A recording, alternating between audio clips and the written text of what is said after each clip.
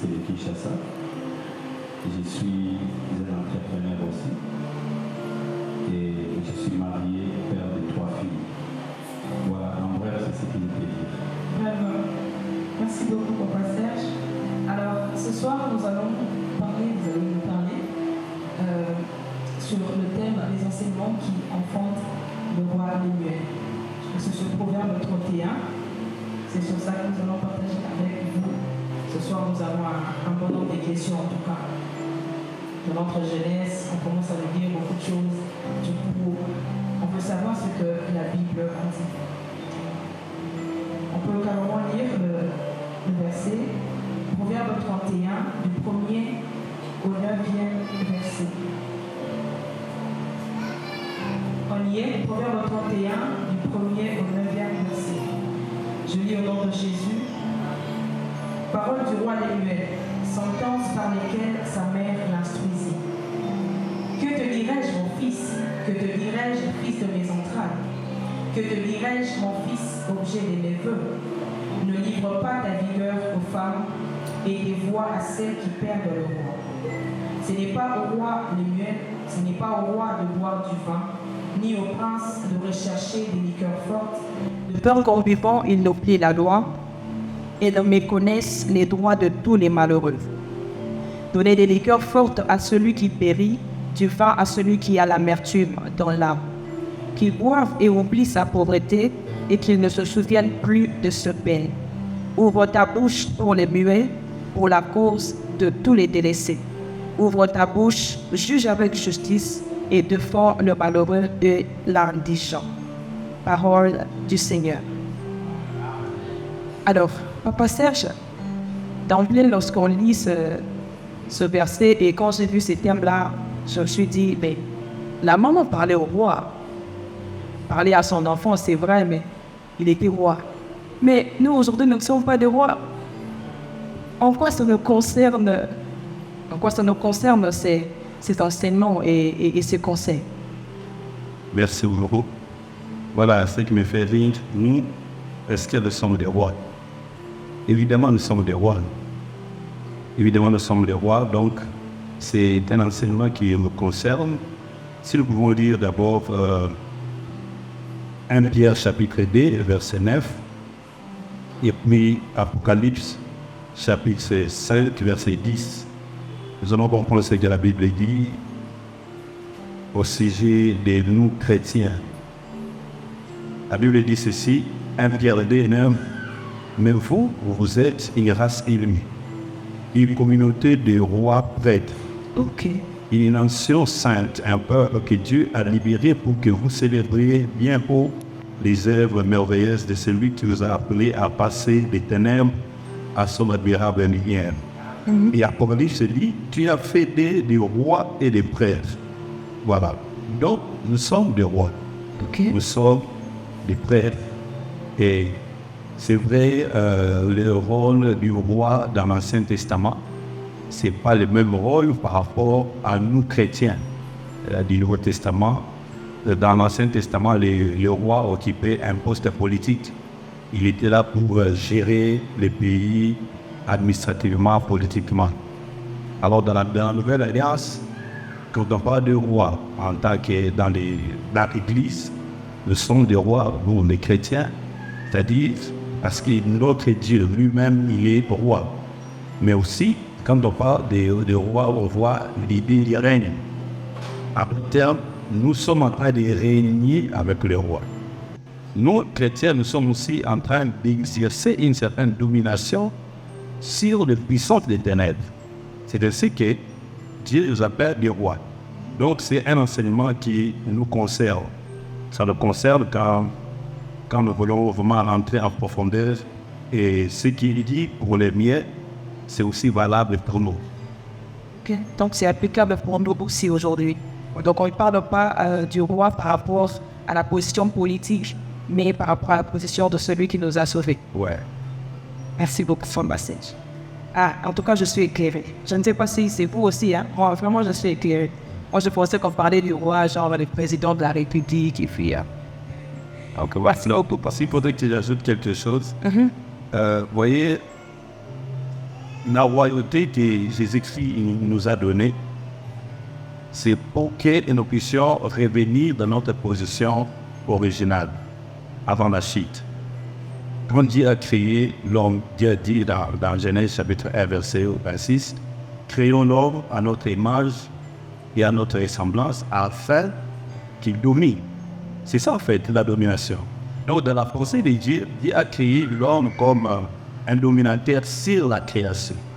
Et l'homme qui a perdu cette position à cause des péchés, l'a retrouvé quand Christ était revenu. Il a accompli l'œuvre de la rédemption et le Saint-Esprit est retourné dans l'homme. Parce que quand Dieu a créé l'homme de la poussière de la terre, il a soufflé son esprit dans l'homme qui a fait de l'homme un dominateur, un administrateur de la création. Quand il a péché, l'homme a perdu le Saint-Esprit et Jésus a retourné le Saint-Esprit dans l'homme après l'œuvre de la rédemption. Le jour de la Pentecôte, le Saint-Esprit est retourné officiellement dans le monde. Et à tout celui qui reçoit Christ, le Saint-Esprit aussi vient habiter en lui. Donc, Dieu a décidé de nous restaurer pour que nous puissions régner. Notre règne, ce n'est pas comme les règnes des présidents de la République, parce que d'abord, leur règne est limité par les temps. Ils sont là pour 5 ans, pour 10 ans. Mais nous, notre règne n'est pas limité par rapport à notre vie ici. Même après la mort, la plus irréliable. Donc, ce règne a déjà commencé. C'est d'abord spirituel. Mais aussi, nous allons aussi régner physiquement quand Jésus va revenir physiquement dans le monde. Il va nous établir, parce que nous allons aussi juger le monde. Mais s'il faudrait recourir un peu sur ce qui se faisait dans l'Ancien Testament, je vais prendre le livre des psaumes, psaume 84, verset 4 qui dit, je crois que vous le connaissez bien, la Bible dit que Dieu se tient au milieu de l'assemblée des dieux et Dieu qui règne, et il a dit, j'ai dit que vous êtes des dieux. Donc, vous êtes tous les fils du Très-Haut, mais vous mourrez comme des humains. Maintenant, dans les versets 3 et 4, il nous montre notre responsabilité. Dieu dit, rendez justice aux faibles et à l'orphelin. Faites droit aux malheureux et aux pauvres. Sauvez les misérables et l'indigent. Délivrez-les de la main des méchants. Vous voyez notre responsabilité en tant que roi. Spirituellement, nous régnons. Mais notre travail, c'est de délivrer les faibles de la main des méchants. Les méchants, c'est qui? C'est le diable et ses démons. Nous, en tant qu'enfants de Dieu, comme nous sommes en train de régner, nous exerçons une domination. Nous pouvons délivrer les gens que le diable a arrêtés par nos prières. Nous avons le pouvoir. Si l'Église peut comprendre cette position que Dieu nous a donnée, il y a certaines choses même dans les pays, les présidents, les politiciens, ils sont limités. Mais nous avons la possibilité d'opérer même là où les politiciens sont limités, même là où les rois physiques sont limités. C'est ça en fait notre mandat. Dans l'ancienne alliance, les pouvoirs étaient séparés. Avant l'établissement des rois, de la royauté en Israël, Israël était dans un régime théocratique. C'est-à-dire Dieu lui-même qui dirigeait son peuple, mais pas un homme qui choisissait. Ça a commencé depuis Moïse. Moïse incarnait des pouvoirs à la fois. Il était le représentant du peuple, ça c'est le pouvoir politique, mais aussi, il était aussi un représentant spirituel. Donc il incarnait ces deux pouvoirs. Et après Moïse, c'était Josué. Après Josué, c'était l'époque des juges. Après l'époque des juges, lorsque Samuel est venu, le peuple a demandé que Dieu leur donne le roi. Et Samuel a signalé au peuple que ce n'était pas une bonne idée. Mais comme le peuple a insisté, Dieu a donné. Mais qu'est-ce que Dieu a fait? Dieu a séparé les deux pouvoirs. Le roi qui représentait le pays politiquement, mais aussi un prophète, ou soit les souverains sanctificateurs, qui représentaient le pouvoir spirituel. Mais pour que le pays marche bien, il faudrait que le roi puisse bien collaborer avec celui qui était comme l'autorité spirituelle. Et par contre, les rois ont bien collaboré avec les représentants spirituels. Les choses allaient bien. Les choses marchaient bien, en commençant par David et puis les autres rois qui étaient venus. Alors aujourd'hui, aussi, si le monde politique, ceux qui représentent les pays politiquement, pouvaient bien collaborer avec l'Église, et si l'Église aussi jouait très bien son rôle, les choses marcheraient très bien. C'est ça, en fait. Gloire à Jésus. Donc, Papa Serge, vous êtes en train de dire que tel que je suis là, je suis une reine. Bien sûr. Et donc, spirituellement, je peux bouger les choses. Et vous pouvez changer les choses. Ah. Aujourd'hui seulement, je dois aller prier pour voir le changement. Amen. Gloire à Jésus. Papa Serge, au verset 3 de Proverbe 31, la mère de Lémuel est en train de lui demander de ne pas livrer sa vigueur aux femmes et de ne pas livrer sa voix à celles qui perdent les rôles. Mais alors, je me pose la question, Papa Serge, c'est la jeunesse. On a envie de se réjouir, même quelque part la Bible dit, réjouissez-vous. Mais pourquoi nous interdire aujourd'hui? Parce qu'avec cette instruction, on voit clairement que c'est une interdiction à avoir 3 hommes si je suis une femme, et 2 femmes, 3 femmes si je suis un homme. Et en quoi est-ce que le fait de livrer sa vigueur à ces femmes-là peut faire en sorte que le roi soit perdu ou se perde, alors que nous avons besoin de le réjouir quand même? Merci beaucoup. C'est une excellente question. Je crois que ça va beaucoup aider l'Église, la jeunesse aussi. Ce que nous devons savoir, la Bible ne nous interdit pas de nous réjouir. La Bible dit, réjouissez-vous, mais dans le Seigneur.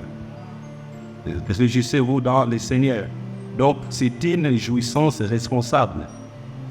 Pourquoi? Parce que, étant chrétien, nous devons savoir que notre liberté a des limites. En Christ, c'est comme ça. Notre liberté a des limites. La personne ne peut dire non, je suis libre de faire tout ce que je veux. Non. Notre liberté a des limites. Cela veut dire qu'il y a des interdits, des choses que nous ne devons pas toucher. Quand on marche avec Dieu, c'est ça. Depuis les jardins d'Éden, nous le voyons. Dieu dit alors mange tous les fruits du jardin. Mais seulement ne mange pas les fruits de l'arbre qui se trouve au milieu du jardin. Donc, il y avait déjà des interdits. Et quand l'homme a décidé de désobéir à ça, aujourd'hui, nous voyons les conséquences. Donc, l'homme, quelque part, il est libre, mais sa liberté en Christ a des limites. Ça, c'est ce que nous devons savoir.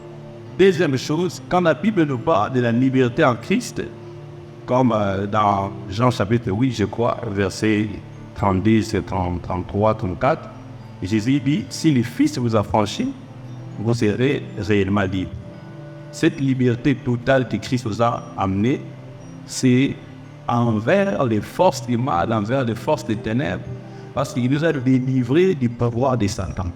C'est cette liberté totale. Donc, cela veut dire que nous sommes libres du pouvoir de l'ennemi, mais pas libérés du pouvoir de Dieu. C'est comme si nous avons quitté l'esclavage du diable pour entrer dans l'esclavage de Dieu. C'est ce que Paul lui-même dit, je vous exhorte, moi, les prisonniers dans le Seigneur. Donc, j'ai quitté les chaînes du diable pour venir à Dieu et porter les chaînes de Dieu. Et quand je porte les chaînes de Dieu, c'est ce qu'il faut pour moi. Donc, je suis libre contre les forces des ténèbres, mais envers Dieu. Alors, comment on peut peut-être se réjouir dans sa jeunesse, parce qu'on dit, voilà, on est jeune, tout et tout. Tout d'abord, ici, la mère du roi interdit la débauche. Il dit, ne livre pas ta force, ta vigueur aux femmes. C'est même au pluriel. Vous voyez? Voilà. Aux femmes. Quand on parle aux femmes, donc, c'est lui qui veut avoir plusieurs partenaires. Mais quand on veut avoir un seul partenaire, il n'y a pas de demande. Vous avez une autre femme. Mais si Paul dit, pour éviter la débauche, que chacun ait sa femme, ça pose aucun problème. Mais si vous avez les femmes, ça pose problème parce que là, vous allez livrer votre vigueur. Alors, pour se réjouir en Dieu, il faut simplement se marier jeune. Il faut se marier jeune parce que Proverbe 5, 18 dit que réjouis-toi avec la femme de ta jeunesse. Donc, il faut se marier jeune. Donc, on ne dit pas qu'il faut avoir un copain ou bien une copine et puis faire n'importe quoi, mais il faut l'épouser. Vous avez une sœur, vous l'épousez. Si vous ne l'épousez pas, ne touchez pas aussi. Si vous touchez, vous tombez dans la débauche, vous tombez dans la fornication. Et voilà, nous pouvons aussi fuir les passions de la jeunesse comme Paul exhorte à Timothée, qui était aussi un jeune. Il dit, fuis les passions de la jeunesse, recherche la justice, la paix avec ceux qui invoquent le Seigneur d'un cœur pur. Voilà. Les frères chercher l'argent, il faut vous marier jeune. Ouais. Personne n'a dit Amen. Les frères, vous êtes suspects. Les frères, dites Amen comme eux. Même papa dit Amen à votre place. Lui, il est bien marié. Hein? Merci beaucoup, papa Serge. Je rentre encore sur le passage. La mère continue à parler à son fils. Il dit, à partir du verset 4, il dit, ce n'est pas au roi. Les muels, ce n'est point au roi de boire du vin, ni au prince de rechercher des liqueurs fortes. De peur qu'au vivant, ils oublient la loi et ne méconnaissent les droits de tous les malheureux. Elle parle de quelle loi, Dojane? Et quels sont ces droits-là des malheureux que nous devons observer en évitant de boire des liqueurs fortes et précises? Voilà. Il parle de quelle loi? C'est la loi de l'Éternel. C'est la loi de l'Éternel. Vous savez, je ne sais pas que je n'ai pas bien saisi votre nom. Julie, voilà. La sœur Julie, merci beaucoup. Donc, la mère de Lémiel parlait de la loi de l'Éternel. Donc, la loi de Dieu, c'est une loi universelle. Ça concerne tout le monde, chrétien ou païen. Si vous piétinez ces lois, il y aura des répercussions dans votre vie. Donc, on ne peut pas dire parce que moi, je ne connais pas Dieu, je ne suis pas chrétien, je ne parle pas d'église, je peux piétiner les lois de Dieu comme je veux, ça ne me concerne pas. Non, ça concerne tout le monde. Alors, la maman dit, c'est en tant que roi, il commence à prendre des biquets fortes, il prend l'alcool, tu vas oublier les lois de Dieu. Donc, cela veut dire que tu vas agir à l'encontre de ce que Dieu a dit. Et automatiquement, si on agit à l'encontre de la loi de Dieu, ce qui va arriver, c'est l'échec. C'est l'échec. Dieu lui-même a dit dans Josué 1, que ce livre de la loi 1:8, que ce livre de la loi ne s'éloigne pas de ta bouche, médite les jours et nuits, pour agir fidèlement selon la loi, pour obéir à la loi. Et ensuite, quand tu obéis à la loi, la Bible dit que tu auras des succès dans tes entreprises, dans tout ce que tu feras, dans tout. Et le livre des psaumes, chapitre 1er, je ne sais pas pourquoi Josué 1, psaume 1, parle de la même chose. Le psaume 1 dit, il n'y a l'homme qui ne marche pas selon les conseils des méchants, qui ne s'arrête pas sur la voie des pécheurs, mais qui trouve son plaisir dans la loi de l'Éternel et qui la médite jour et nuit. Et conséquence, la Bible dit qu'il est comme un arbre planté près d'un courant d'eau qui donne son fruit à chaque saison et tout ce qu'il fait, lui, le réussit. Je crois qu'en tant qu'enfant de Dieu, en tant que roi dans le royaume de Dieu, nous avons besoin de réussir dans tout ce que nous faisons. Mais notre réussite dépend de notre obéissance à la loi de Dieu. C'est ça en fait. Si on n'obéit pas à la loi de Dieu, on ne va pas réussir. Alors, maintenant, il y a des choses qui amènent la corruption mentale, la corruption morale, la corruption spirituelle. Parmi ces choses, la maman dit à son fils, ne touche pas aux femmes, ne touche pas au vin. C'est le fait de boire, de prendre des boissons alcooliques, ça va corrompre ta façon de comprendre Dieu. Ça mène à la folie et tu vas agir à l'encontre. Tu vas oublier aussi ta responsabilité. Comme je l'ai dit, la responsabilité du roi dans l'Ancien Testament, c'est de protéger les droits des faibles.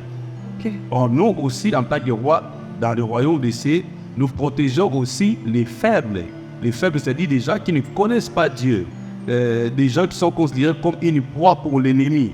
Parce que dans la vie de tous les jours, les riches, les hommes forts, et leur travail, c'est de piétiner les faibles. Alors, aujourd'hui, l'homme fort, c'est le diable. Maintenant, nous avons la responsabilité. Dieu nous a donné le pouvoir de bloquer les diables. L'homme fort, nous devons lier l'homme fort. Et c'est maintenant notre responsabilité à nous de protéger les diables, les gens que le diable est en train de lier, les gens que le diable veut détruire. Mais si nous nous livrons à une vie d'ivrognerie, nous allons oublier notre responsabilité. Et les gens vont souffrir, alors que nous avons la solution. C'est un peu ça. Et Papa Serge, puisque nous parlons du vin, vous avez dit que la maman de Léviel lui interdisait de prendre l'alcool au risque d'oublier sa responsabilité. Mais quelque part, dans 1 Timothée 5,23, on voit Paul qui conseille à Timothée de ne pas prendre que de l'eau, mais de s'y prendre un peu de vin pour sa santé. Que dites-vous de ça? Oui, merci beaucoup. Bon, c'est pas, j'ai un défaut, peut-être je parle beaucoup. Je parle beaucoup pour peut-être bien expliquer, ça va. En fait, Paul, quand la Bible parle de l'alcool, la forme de rond, nous met d'accord que la Bible interdit l'alcool pour boire. Ça va? Je vais donner quelques passages pour prouver que la Bible interdit l'alcool pour boire et aux sacrificateurs. Par exemple, Lévitique chapitre 10, versets 9 et 10, la Bible dit ce qui suit. Toi et tes fils ne buvez ni vin, ni autre alcool quand vous devez aller à la tente de la rencontre. Ainsi, vous ne mourrez pas. C'est une règle pour toujours. Vous voyez? C'est une règle pour toujours. Vous la respecterez de génération en génération. Verset 10, il dit, ne buvez pas d'alcool. Alors, vous pourrez décider si une chose est sacrée ou non, si elle est pure ou impure. Vous voyez? Donc ici d'abord, on interdit l'alcool aux sacrificateurs. Les gens qui ont été appelés à entrer dans la présence de Dieu. Mais la Bible précise bien au moment où, avant d'aller dans la tente de la rencontre. Aujourd'hui, beaucoup de gens diront, voilà, donc on nous interdit de manger. Ça, je l'ai entendu auprès d'un pasteur. Ce pasteur a dit que non, voilà, lui, il boit. Mais s'il a culte demain, aujourd'hui, il ne va pas boire. Parce que demain, il va entrer. Ça, c'est mal pour prendre la parole de Dieu. Vous voyez, les sacrificatures dans l'ancienne alliance, les services ne se faisaient pas de manière permanente. Les services se faisaient à des temps vraiment appropriés. Mais dans la nouvelle alliance, ce n'est plus le cas. Le temple est maintenant là en nous. Parce que la Bible dit, ne savez-vous pas que votre corps est le temple de Dieu. Donc nous, il n'y a pas question d'entrer dans le temple, mais le temple est en nous. Nous sommes dans le temple, nous vivons dans le temple, nous dormons dans le temple, nous travaillons dans le temple. Cela veut dire que les services, nous les faisons aussi de manière continuelle. Paul dit, priez sans cesse. Donc à tout moment, on rend service. Donc comme je rends service à tout moment, je suis dans le temple, donc je n'ai même pas le temps de boire. C'est ça en fait. Beaucoup de gens pensent que la nouvelle alliance est venue alléger les choses. Non. Mais Dieu est venu enfoncer encore le boulot. Parce que les sacrificateurs de l'ancienne alliance, ils vivaient, mais quand c'est le temps d'aller dans la tente de la rencontre, là, ils arrêtent. Ils disent non, je ne vais pas boire parce qu'il n'est pas. Mais pour nous, on a même pris les temps de distraction parce que nous vivons dans les temples, dans les tabernacles. Alors, nous sommes dans l'Ancien Testament aussi, comment Paul peut dire à son enfant qu'il peut prendre un peu de vin, un peu de la bière, pour quoi? Pour ta santé. C'est clair. Si vous demandez au médecin, l'alcool, c'est un médicament. C'est un médicament comme aspirine, comme paracétamol. Donc il faut le prendre sur prescription médicale parce qu'il est prouvé que ça soulage les douleurs d'estomac. et suivant les commentaires, les plusieurs théologiens, Timothée avait un problème d'estomac. Donc, son père dans la foi, qui est aussi un intellectuel, qui savait aussi que l'alcool peut soulager les problèmes d'estomac, il dit, bois un peu d'alcool. Ce n'est pas de manière continuelle. Mais quand vous prenez l'alcool, c'est pour quelle intention? Si les médecins vous ont recommandé d'en prendre, oui. Les médecins, quand ils vous recommandent, il va aussi vous donner aussi des doses. Vous ne pouvez pas dépasser ça et après, autant de jours, arrêter. Ça va? Mais si vous prenez chaque jour, c'est comme si vous prenez les paracétamol chaque jour alors que vous n'êtes pas malade. Ça va créer encore plusieurs autres maladies et vous allez détruire le temple de Dieu. Or, la Bible dit, celui qui détruira mon temple, Dieu dit, moi aussi je le détruirai. Donc, c'est un faux débat pour les chrétiens. C'est pour ça qu'on dit, est-ce qu'un chrétien peut boire, est-ce qu'il ne peut pas boire? Les gens qui se posent encore de telles questions, donc s'il faudrait que j'utilise un terme dur, je dirais qu'ils sont encore charnels. Voilà, ce sont des chrétiens charnels. Est-ce qu'on peut acclamer le Seigneur pour ça?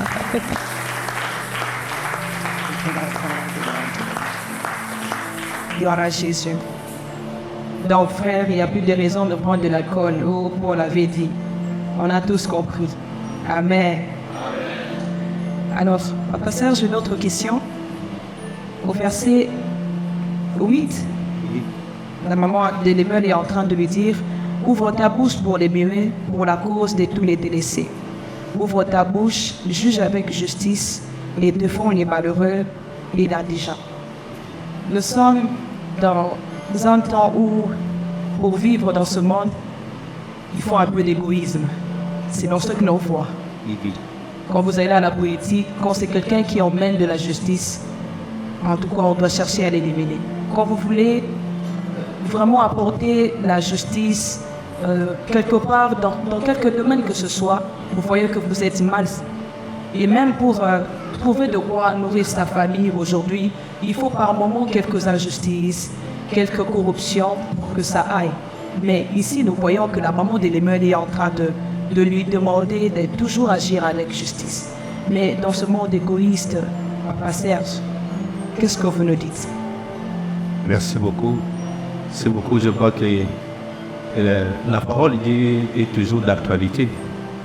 On voit comme si c'est quelque chose qui vient d'être écrit alors que Dieu a déjà parlé. Agir avec justice, c'est d'abord dans la nature de chaque enfant de Dieu, ce que je peux dire. Pourquoi? Parce que nous avons reçu une nouvelle nature. Si un enfant de Dieu agit dans la justice, c'est au fait normal. Et puis, quiconque se proclame enfant de Dieu, qui n'agit pas avec justice, il est en train de renier le nom de Dieu. Et ça, c'est pas bon. Voilà. Donc, bibliquement, la Bible parle de la justice imputée, c'est-à-dire la justice que nous avons réussi à cause de notre foi en Jésus. Dieu nous a donné un statut de justice. Nous sommes considérés justes devant Dieu. Et nous sommes sauvés à cause de notre foi, parce que Dieu, à cause de notre foi en Dieu, Dieu a fait que nous soyons considérés comme justes. C'est ainsi que la Bible dit que ce n'est pas par les œuvres. Mais dans la vie de tous les jours d'un enfant de Dieu, nous devons faire preuve, nous devons prouver aux autres que nous avons reçu la justice. Dans notre façon de vivre, dans notre façon d'agir. Alors, Jésus lui-même a dit, si le monde l'a détesté, nous aussi nous serons détestés. C'est au fait normal si aujourd'hui nous voulons vivre dans une vie de justice, que nous soyons attaqués par les hommes, que nous soyons attaqués à gauche, à droite, parce que le monde ne connaît pas ça. Mais cela ne veut pas dire que nous devons arrêter de pratiquer la justice.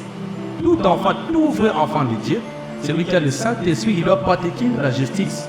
Si nous ne pratiquons pas la justice, alors nous oublions notre rôle. Parce que Jésus a dit, en tant que des lumières, nous devons agir de la bonne façon au milieu des hommes, pour que les hommes voient notre lumière. Et c'est de cette manière-là que nous allons éclairer. Donc, si je peux donner comme conseil à quiconque, ce qui est en tant qu'enfant, malgré la persécution, nous devons agir avec justice. Et moi, je crois aussi que Dieu prend soin de ses enfants qui marchent dans la justice. Si vous dites que non, avant de bien vivre, il faut toujours entrer dans la corruption. C'est faux.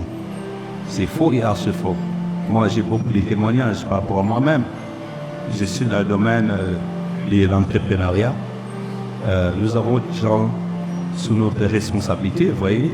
Je dois respecter leurs droits, je dois agir selon la justice. Il nous arrivait des fois, surtout lorsque nous étions au début, il arrivait des fois que vous êtes à la fin du mois, mais dans la caisse, il n'y a pas d'argent pour payer les gens à temps. Vous voyez, il y avait un jour où on avait gagné un marché, et puis les clients nous disent, venez livrer les services, je vais vous payer. Bon, qui dit livrer les services, il faut des frais. On avait l'argent pour payer les gens. Mais aussi, les clients nous notifient qu'on doit livrer les services d'urgence. Alors, nous avons tenu une réunion avec les autres administrateurs. Bon, on s'est dit, bon, c'est clair. On a tout ça comme argent. Donc, il faut dire aux agents d'attendre que nous puissions d'abord livrer les services, car le client va payer et puis on va payer les autres. Mais quand on a pris cette décision, j'étais très très dérangé. Je sentais malaise. J'ai compris que Dieu n'était pas d'accord. Et puis je commence à prier dans mon bureau. Les mots qui m'étaient venus en tête, salaire. J'ai pris mon téléphone. Vous savez, avec les logiciels aujourd'hui, facilement, vous pouvez trouver tout ce que la Bible dit sur tel sujet. J'ai écrit salaire. Mais les premiers versets qui est venu comme résultat des recherches, c'était dans Deutéronome, je crois. Il y a un passage qui dit « Donne-lui son salaire avant la fin du jour, parce qu'il est pauvre. Si tu ne le payes pas, il criera à l'Éternel et ça sera un piège pour toi. » J'ai pleuré. J'ai appelé les financiers, je lui ai dit « Paye les gens. » Il m'a dit « Oh, même chef, paye les gens. » Il est venu me trouver au bureau. J'ai pris seulement ma Bible. Quand il a dit, il n'a même pas discuté. Ça, c'est un exemple de justice. Mais j'ai connu aussi des gens qui sont venus me voir pour me proposer de faire du mal. Je me souviens un jour, un partenaire m'avait invité, on s'est vu quelque part là, dans un restaurant. Alors, l'entreprise avait été dans une situation pas vraiment bien. Lui est venu, et puis il m'a d'abord appelé. Il me dit non. Je vois votre entreprise, mais je vais te proposer quelque chose pour vous aider. Il m'a dit, tu ne sais pas moi mourir. Mais il avait déjà décrit de quoi il s'agit. Et on s'est dit, et pendant que je l'attendais, je commençais, les styles de ceux commençaient à me parler, mais pourquoi tu es venu? Il ne veut pas venir, parce que toi, tu ne peux pas faire ça. J'ai commencé à me justifier. Seigneur, tu vois, on a passé des moyens, comment on va faire maintenant pour répondre à ceci, à cela, à tout et tout. Seigneur, ce n'est pas possible de vivre avec ça. Dieu m'a dit, c'est possible. J'ai décidé de quitter l'emploi et j'étais parti. Et j'ai dit aux partenaires, on a ça la globalité. Et nous sommes en train de voir combien le Seigneur est en train de nous soutenir. Notre vrai problème, c'est parce que nous voulons aller plus vite que Dieu. Quand Dieu dit attendre, il dit non, je ne vais pas attendre. Tu veux acheter vite les véhicules pour que les gens voient, alors tu vas voler. Mais au moment opportun, Dieu sait prendre soin de ses enfants, il est capable de les honorer. Donc peu importe les fruits, nous devons agir avec justice. Même si on va nous tuer à cause de la justice, nous sommes obligés d'agir avec justice. Gloire à Dieu. Ça nous ramène à ce verset où Jésus est en train d'envoyer ses disciples dans Matthieu 10. Il dit, « Voici, je vous envoie comme des brebis au milieu de nous. Soyez donc prudents comme les serpents et simples comme les colombes. Mettez-vous en garde contre les hommes, car ils vous livreront aux tribunaux, ils vous battront des verges dans leurs synagogues. Vous serez menés à cause de moi devant les gouverneurs et devant le roi pour servir de témoignage à eux et aux païens. Mais quand on vous livrera, ne vous inquiétez pas de la manière dont vous parlerez ni de ce que vous direz. Ce que vous aurez à dire sera donné à l'heure même. » Et puis quelque part, il dit, on vous persécutera dans une ville, fuyez dans une autre. Mais je vous dis, vous n'aurez pas achevé de parcourir les villes d'Israël que le Fils de l'homme soit venu. Il est en train d'encourager ses disciples à se maintenir, au fait. Si on doit même aller dans ce que vous êtes en train de dire ici, elle va donc dire qu'il est laissé maintenir dans la justice. Il ne devait pas aller à l'encontre de ce que Jésus leur avait dit, parce que cela aura beaucoup de récompenses après. Donc je pense que juste pour confirmer ce que vous avez dit, que c'est vraiment important de rester dans la justice, peu importe les vents et marées qui peuvent venir nous bouger, parce que notre vie n'est pas que ici sur la terre. Notre récompense sera grande quand on sera avec lui. Amen. Et à ça, je peux ajouter l'Éphésiens chapitre 2, verset 10, qui dit « Car nous sommes son ouvrage, ayant été créé en Jésus-Christ pour les bonnes œuvres que Dieu a préparées d'avance, afin que nous les pratiquions. » Donc, dans l'autre version, Dieu nous a recréés en Jésus-Christ, afin que nous puissions pratiquer les bonnes œuvres qu'il a prévues d'avance. Et ces œuvres, ce sont des œuvres de justice. Maman. Mais, Serge, on a parlé de temps de conseil, vous aviez vraiment posé l'essentiel, l'importance, la quintessence même de ces instructions que la mère de lui a données à son fils. Mais, humainement parlant, ça nous semble difficile à pratiquer et à mettre à l'œuvre. Qu'il faudrait-il que l'on fasse afin que nous puissions être aptes à pratiquer tous ces conseils et toutes ces instructions? Merci beaucoup. Humainement parlant, c'est difficile. Ça va beaucoup surpris quand on dit humainement parlant. En fait, pour un chrétien, c'est pas difficile. Jésus a dit prenez mon joug, prenez mes instructions. Il dit mon joug est léger. Donc, si c'est difficile de pratiquer, c'est difficile pour ceux qui n'ont pas de Christ. Okay. C'est ça en fait. C'est difficile pour les païens, mais pas difficile pour les chrétiens. Par contre, un chrétien, la naturalité des gens, quand il agit bien, il se sent à l'aise. Quand il agit mal, il se sent mal à l'aise parce que agir mal pour un chrétien, c'est en dehors de sa nature. Et quiconque fonctionne en dehors de sa nature, il ne va pas bien se sentir. C'est ce qui fait que, en tant que chrétien, lorsque nous péchons, on se sent mal à l'aise, on sent la culpabilité. C'est une preuve que nous avons laissé la nature de Dieu. Un chrétien qui pêche et qui se sent à l'aise dans le péché, il va se poser la question s'il a vraiment reçu Jésus-Christ. Vous voyez? Donc, c'est pas difficile à pratiquer, c'est facile pour un chrétien parce que c'est notre nature. Je reviens à ce que l'apôtre Paul dit dans Galates chapitre 5, là où il a parlé des œuvres de la chair, comme vous pouvez trouver ça. Galates chapitre 5, verset 17. Galates chapitre 5, verset 17, nous pouvons lire ça. Nous allons voir ce que Paul est en train de nous dire ici. Galates 5, verset 17, je vais lire. Il dit ce qui suit. Il dit, en effet, la nature humaine a des désirs contraires à ceux de l'esprit. Et l'esprit a des désirs contraires à ceux de la matière humaine. Ils sont opposés entre eux, de sorte que vous ne pouvez pas faire ce que vous voudrez. Vous voyez bien. Qu'est-ce que Paul est en train de nous expliquer ici? Étant des gens qui ont réussi Christ, notre première nature, c'est la nature humaine. La chair, avec ses passions et ses désirs. Mais aussi, nous avons réussi la nature de Dieu, qui est venue par le Saint-Esprit. C'est ainsi, dans l'homme né de nouveau, il y a deux natures qui luttent. Il y a la nature humaine, donc les désirs de la chair et puis de l'esprit. Et la Bible dit qu'il y a à tout moment opposition. Pourquoi il y a opposition? Le Saint-Esprit s'oppose à ce qu'un chrétien puisse agir selon la chair. Il dit pourquoi il le fait? Pour que nous ne puissions pas faire ce que nous voulons. Parce que dans notre nature humaine, nous chercherons à faire ce qui plaît à la chair. Mais le Saint-Esprit est là pour faire des contrepoids.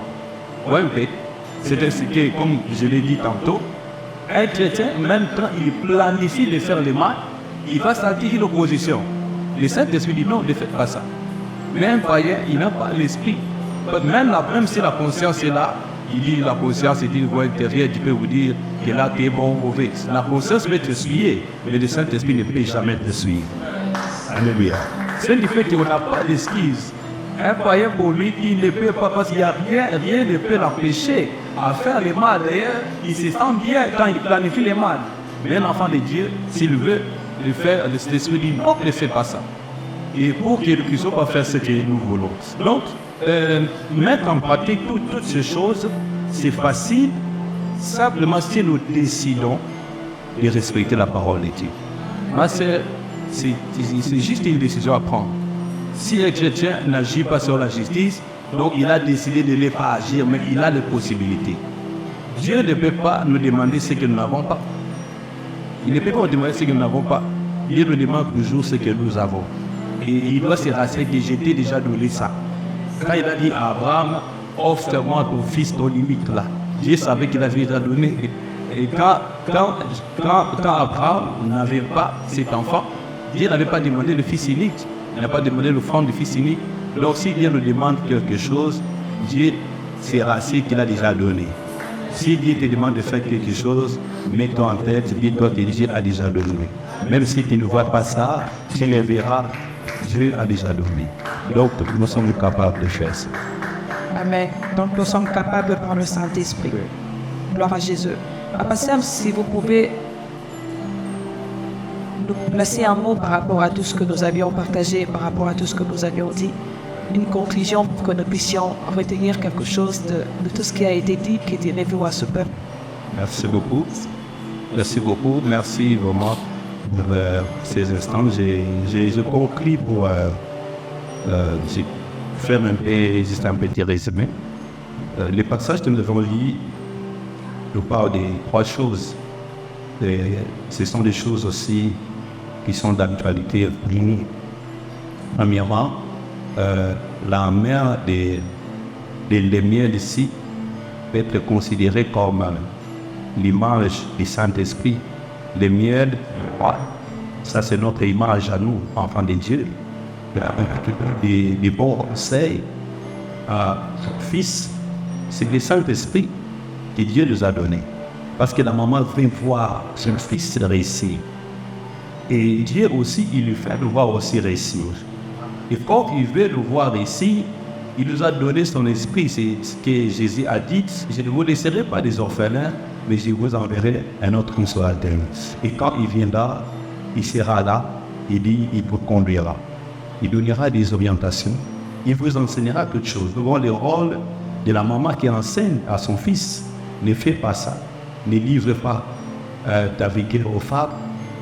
Il a interdit la débauche et tout. Et aujourd'hui aussi, le Saint-Esprit est en train de faire le même travail dans la vie de chaque personne qui est née de nouveau, qui a reçu Christ comme Seigneur et Sauveur.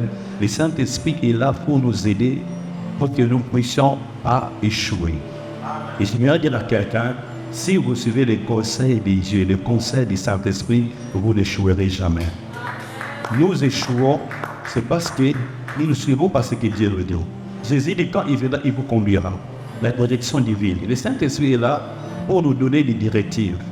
Et si avant de faire quoi que ce soit, nous prenons soin d'écouter notre conseiller, le Saint-Esprit, nous aurons toujours des pistes et nous ne traînerons même pas sur certaines choses.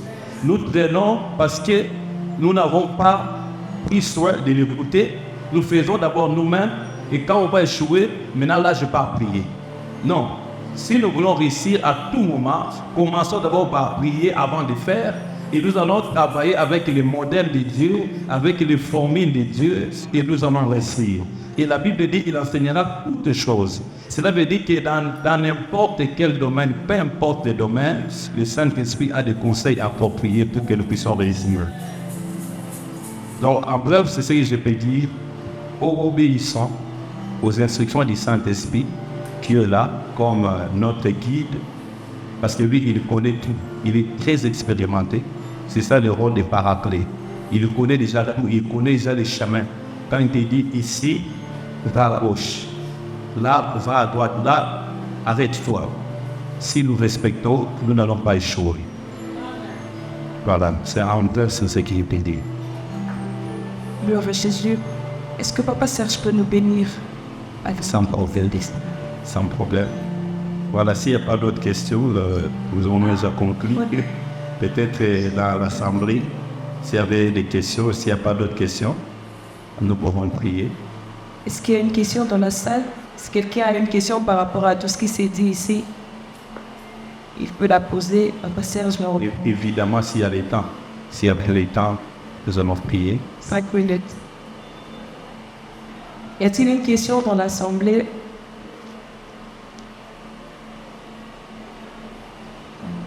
Voilà. Il n'y a pas de question. Nous allons prier. Nous allons prier. Seigneur, je te bénis pour la grâce que tu viens de nous accorder de prendre part à ce moment, à ces instants. Il est écrit dans ta parole, voici qu'il est doux et agréable pour deux frères de demeurer ensemble. Car enseigner, il répand la vie, il répand la bénédiction, il répand aussi ton onction. Nous croyons que tes paroles donnent la vie. Nous croyons que tu viens de nous parler encore, tu viens de nous enseigner.